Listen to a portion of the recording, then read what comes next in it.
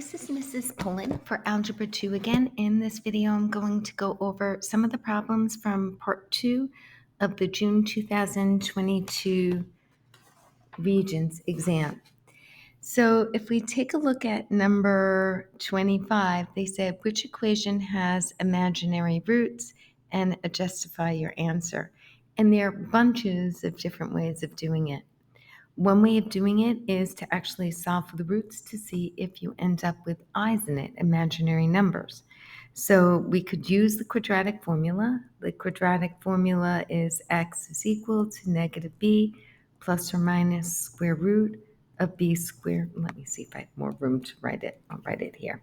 X is equal to negative b plus or minus the square root b squared minus 4ac all over 2a, and that appears in your on your reference sheet. A is equal to 1 because it's already in standard form. B is equal to negative 4. C is equal to 13. So you would substitute into the formula. So negative 4 plus or minus the square root.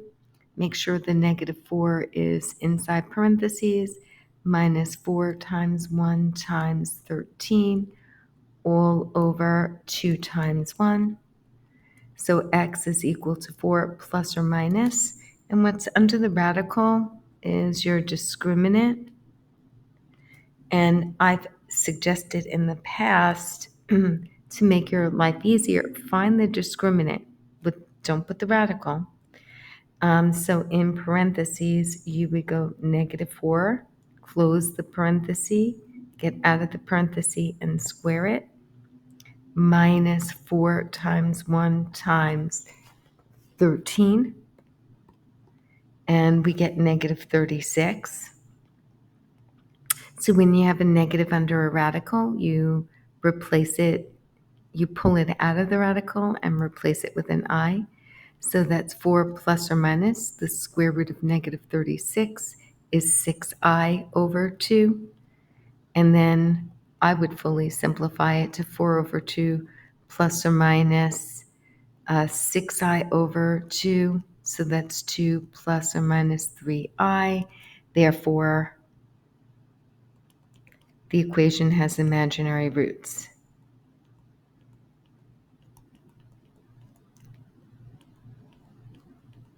That's one way of doing it. You could have also solved this using the completing square technique, and you would have also ended up with roots 2 plus or minus 3i. You could have also just used the discriminant, which is just what's under the radical.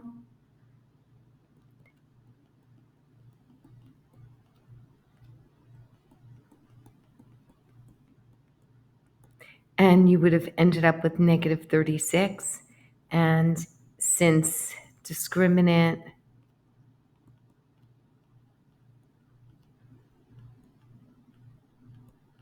that's discriminant is negative, we have imaginary roots.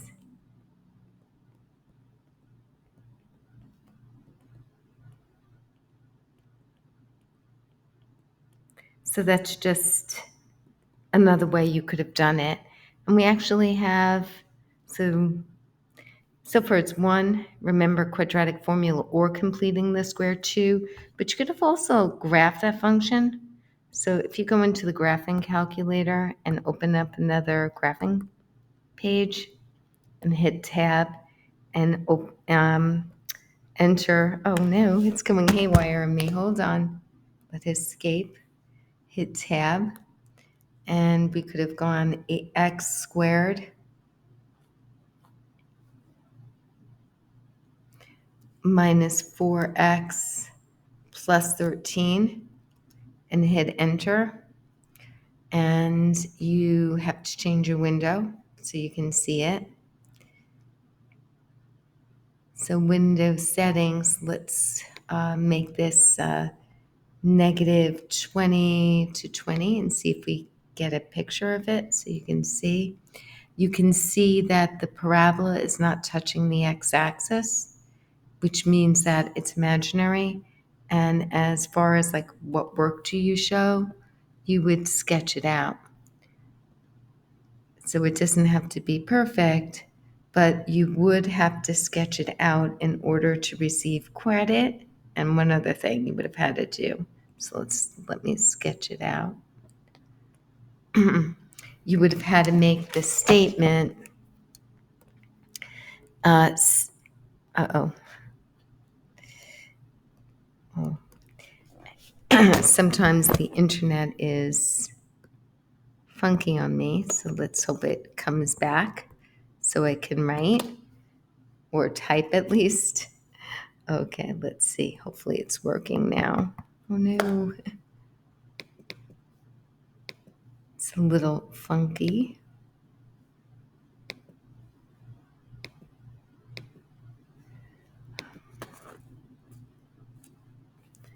So since the parabola does not intersect the x-axis,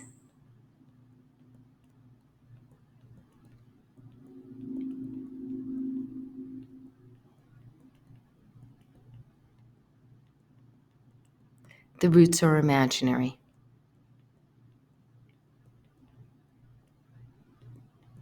I'm sorry for the delay.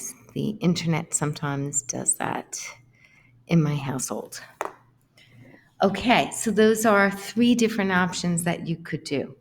Okay, so now let's go on to number 26. The initial push of a child on a swing causes the swing to travel a total of 6 feet. Each successive swing is 80% of the original. So 80% of the original is really important information we think of multiplication. And each successive, so I know I'm thinking that it's going to be some sort of sequence. Determine the total distance. So total. So I know I'm probably looking at a series to the nearest hundredth of a foot. A child travels in the first 5 swings. So because I'm multiplying by something, I'm thinking common ratio. And again, because I hear the word total, I'm thinking series.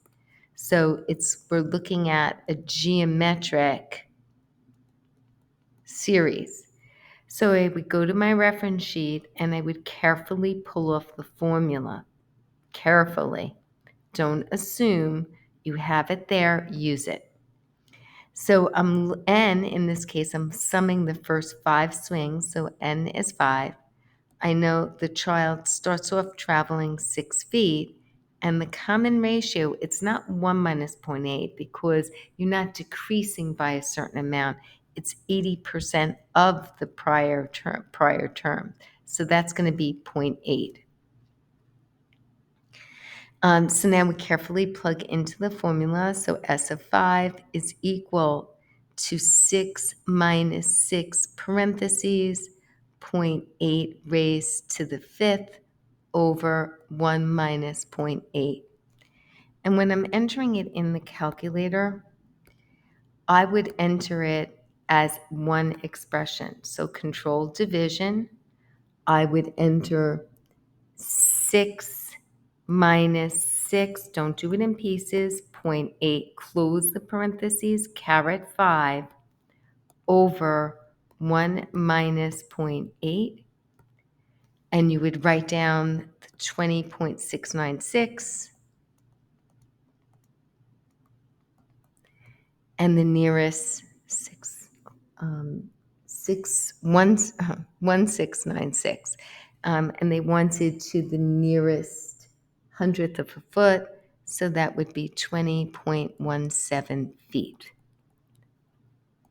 So really pay attention to these details.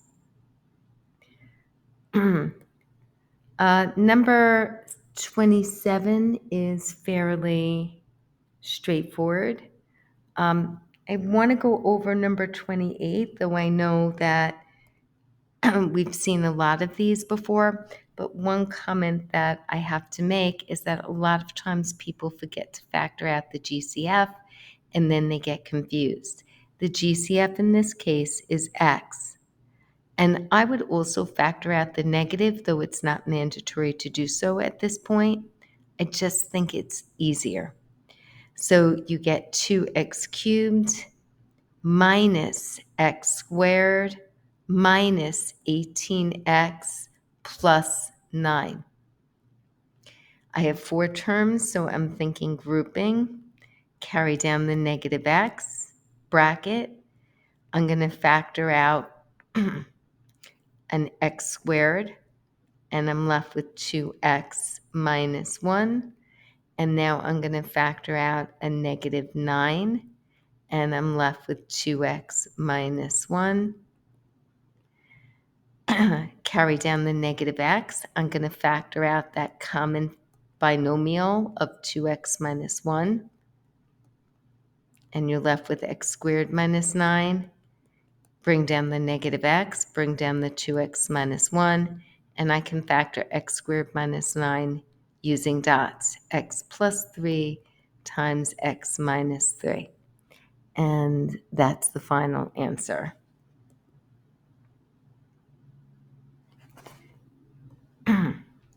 Number 29. You are going to get a probability problem, at least one on the test, sometimes in the multiple choices as well.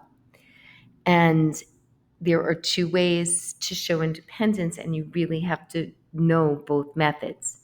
One method to show independence is probability A given B is equal to probability A.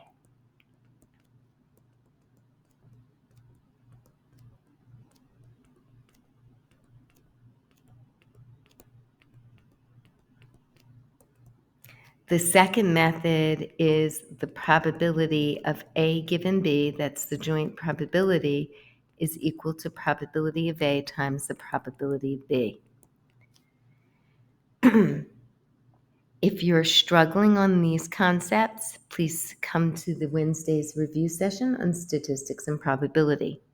Next, get your row totals and column totals. Be careful, sometimes they are already given to you. And now I'm going to make the total here.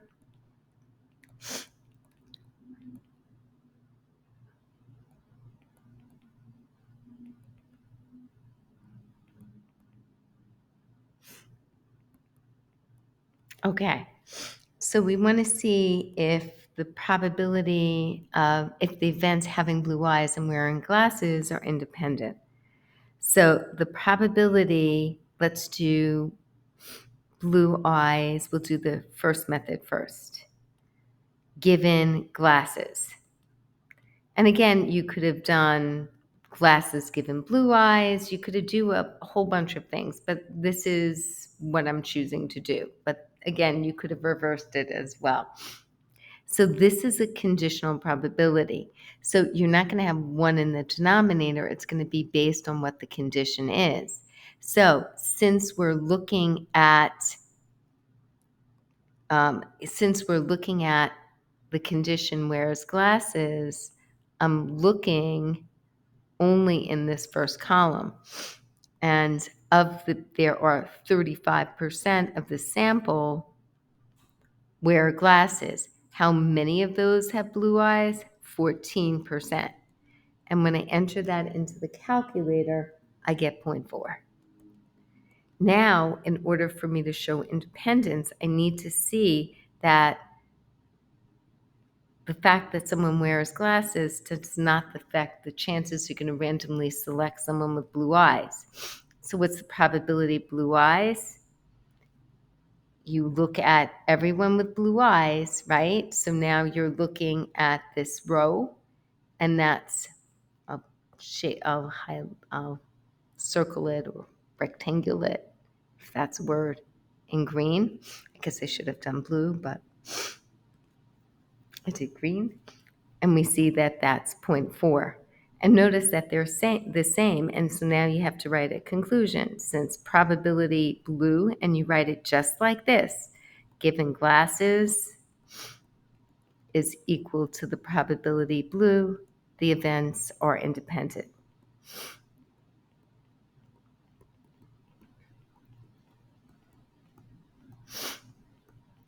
You could have also done it with the following method. I could have also done the second method and did the probability blue eyes given glasses. So the joint probability is 14%. That's what this means, having both. And then you want to see the probability blue times the probability of glasses and see what that multiplies it out to. Well, the probability blue eyes is 0.4. The probability you're wearing glasses is 0.35. And when you multiply that together, you get 0.14. So we just showed the same independence, but with a different method. So since the probability blue and glasses is equal to probability blue times the probability glasses, the events are independent. If they're not equal, then they're dependent. Independent. I'm sorry, the internet is going wonky again. Okay, now let's look at number 30. You're given this cubic expression, and you're given set equal to 3a x to the fifth y cubed, and they want you to determine the value of a. So what I would do is I would rewrite this expression in terms of a fractional exponent or a rational exponent. So that's the same thing as 81 x to the 15th y to the 9th, and I'm raising it to 1/3 power. So that becomes 81 to the 1/3 x to the 15th to the 1/3 and y to the 9th to the 1/3.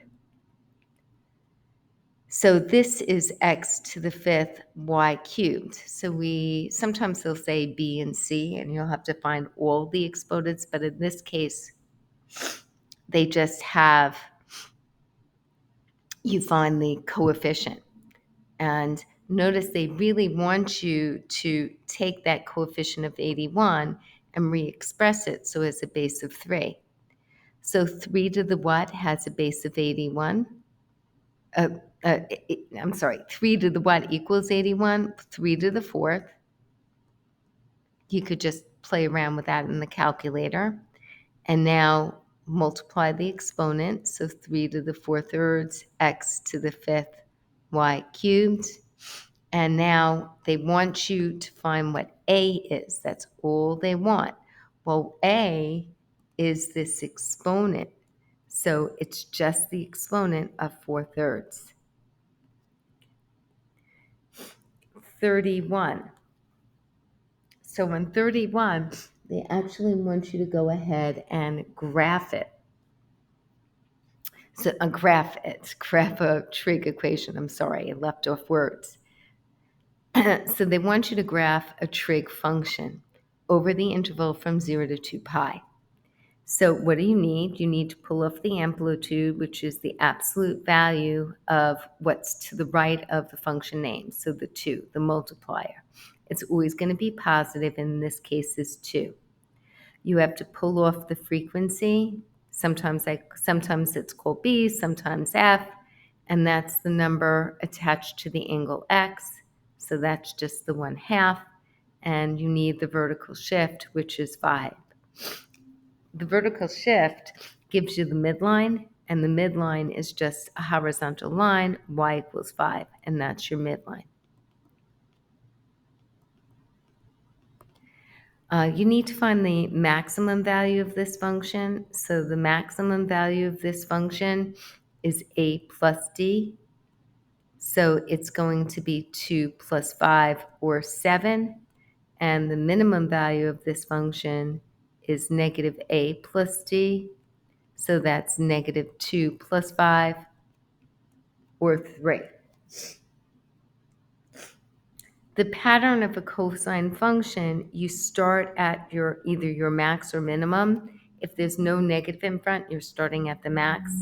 And it's going to be at max, mid, min, mid, max. So in this case, you're graphing the values 7, 5, 3, 5, 7. And at this point, we need to find the period and the sketch points. So the period is 2 pi over frequency. So it's 2 pi over 1/2, which is 4 pi. And the sketch point is period divided by 4. So it's 4 pi over 4, which is pi. So you're sketching this every pi. Okay, now we could start graphing. So the first thing we need to do is label our x-axis and our y-axis. I'm going to do the y-axis first. So 1, 2, 3, 4, 5, 6, 7, 8, 9, 10. And we graph in radians, right? So this is going to be pi over 2. We graph every 90, pi, 3 pi over 2, 2 pi. So that's 0, it's 0, 90, 180, 270, 360. And again, we graph, when we're graphing trig functions, our x-axis is in terms of radians. Okay, next, you're going to graph your line, and I'd like it to be a different color. Let's make it blue. So we're going to graph y equals 5, and you have to make sure to label it. And I'm just going to make the little markers here so it's easier for me to graph. Okay, and so now we're going to start graphing this, okay? So I'm going to graph it in green. So we're starting out at the maximum value of 7, and then we're sketching every pi, right? Our sketch point is pi. So it's 0, pi, so it's 7, 5, and now you're moving over pi again, and you're graphing 3. So you're only really graphing 3 points because you're only seeing a half of curve, right? The frequency is 1/2 every pi.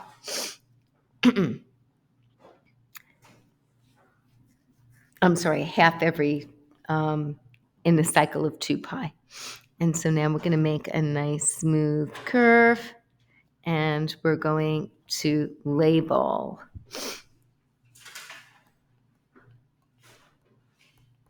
And we'll do one more problem in this video. Let's do problem number 32. A cup of coffee is left out on the countertop. The table below represents the time in minutes. Based on the data, write an exponential function to model the temperature of the coffee. Round all of the values to the nearest thousands. So we're going to go into the graphing calculator, and we're going to start a new document.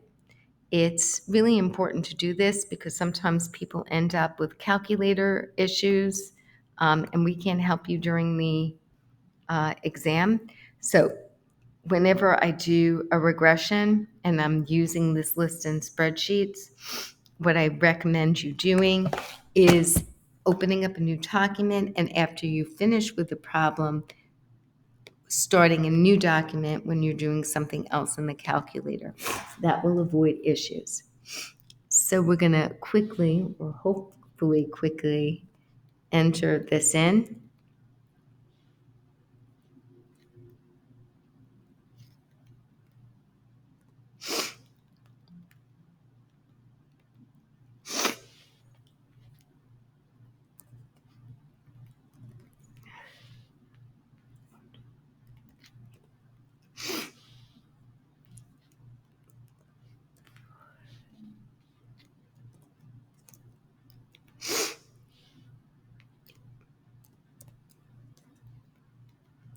Okay, so once you have that entered in, you're going to hit Control Page and add a calculator page.